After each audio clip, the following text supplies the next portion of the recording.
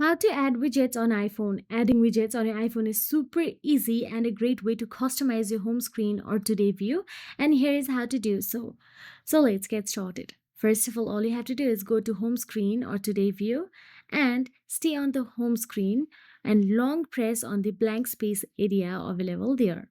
Once you tap on the blank space, all the app will start jiggling. Then all you have to do is tap on the edit option available at the top left corner of your screen, or you can also see plus icon available if you are using the older version of iPhone.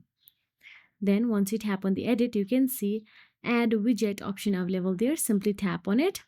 Now choose a widget. Scroll through or search for the widget you want, Apple apps like weather, calendar, or third-party apps that support widgets, and tap the widget you want. You can also tap on the search address bar and search for the widget you want to keep it. So here, let me just keep on the Instagram widget. Search for it, type down the Instagram, and you will get to see various options available there. Pick a widget size.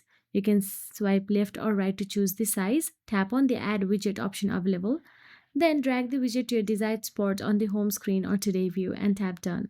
So that is it. If you found this video helpful, please like, share and subscribe our channel, and thank you so much for watching.